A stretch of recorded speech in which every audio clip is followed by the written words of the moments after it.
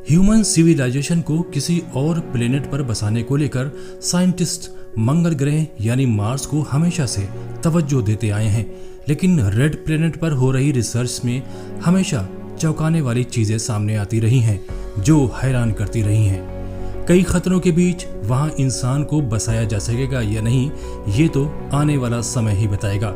लेकिन space science में दिलचस्पी रखने वाले लोगों को पता होगा कि मार्स पर मौजूद विशाल गड्ढे यानी क्रेटर वहां उल्का पिंडों यानी एस्टेरॉइड्स की टक्कर से बने हैं, इसलिए वहां खतरा तो हमेशा ही बरकरार है। पिछले दिनों इस लाल ग्रह पर एस्टेरॉइड की टक्कर से पैदा हुए एक भूकंप के डेटा मिले हैं। क्या है मामला, देखते हैं एक रिपोर्ट। हेलो दोस्तों, मैं हूं इरफान ह्यूमन और आप देख रहे हैं रिसर्च न्यूज चैनल। हमारे यूनिवर्स में कई हैरान कर देने वाली चीजें मौजूद हैं। वैज्ञानिक इन रहस्यों से पर्दा उठाने का प्रयास करते हैं, तब तक दूसरा रहस्य सामने आ जाता है। हाल ही में अमेरिकी स्पेस एजेंसी नासा ने मार्स पर आए एक भूकंप का खुलासा किया है जो 24 दिसंबर 2021 को आया था। इस भूकंप का कारण एक उल्कापिंड था जो मार्स पर गिरा था। यह टक्कर इतनी भयानक थी कि वहां 4 रिक्टर स्केल की तीव्रता के भूकंप के झटके महसूस किए गए। मंगल की सतह पर उतरे नासा के इनसाइट स्पेसक्राफ्ट ने इसका पता लगाया है। जिस जगह पर यह एस्टेरॉइड गिरा और जहां नासा का ये स्पेसक्राफ्ट है उसके बीच 3500 किलोमीटर की दूरी है। जिस तरह धरती पर भूकंप आते हैं और उन्हें अर्थक्वेक कहा जाता है, उसी तरह सोलर सिस्टम के दूसरे प्लैनेट्स पर भी अलग अलग वजह से भूकंप आ सकते हैं।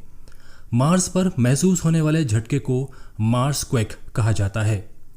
इस मेटेरॉइड की टक्कर के बारे में नासा के मार्स रिकोनेसेंस ऑर्बिटर यानी MRO ने पुष्टि की है।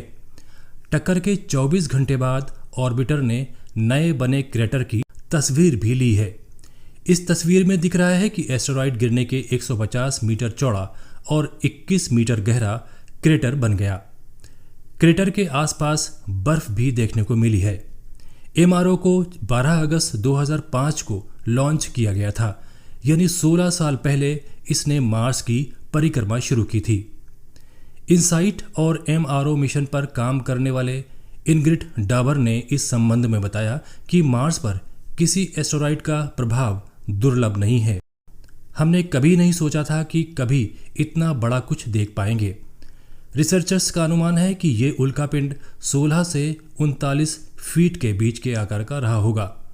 अमूमन इस आकार की कोई चीज अगर पृथ्वी की ओर बढ़ती है तो वो वायुमंडल में ही जलकर खत्म हो जाएगी। प्लेनेटरी साइंस के प्रोफेसर फिलिप लोगोल ने बताया है कि जब से साइंस ने सिस्मोग्राफ के जरिए झटके नापे हैं, तब से लेकर अब तक ये सबसे बड़ा एस्टेरॉयडल इफेक्ट है। नासा ने इस टक्कर की एक ऑडियो रिकॉर्डिंग भी जारी की है जो सिस्मोमीटर द्वारा इकट्ठा किए गए वाइब्रेशन से बनाई गई है। साइंटिस्ट ने कहा है कि इस टक्कर से मार्स के इनर पार्ट और मार्स के निर्माण के इतिहास के बारे में गहन जानकारियां मिल सकेंगी। सबसे ज्यादा हैरानी टक्कर के बाद मिली बर्फ को लेकर है कि ये बर्फ पानी में बदलकर वायुमंडल में गैस का रूप ले लेगी। इस बर्फ में और क्या क्या छिपा हो सकता है, ये तो आने वाला समय ही बताएगा। इस स्टोरी पर आपकी राय हमें कमेंट करके जरूर बताएं। अगली कड़ी में हम फिर मिलेंगे एक नई जानकारी के साथ।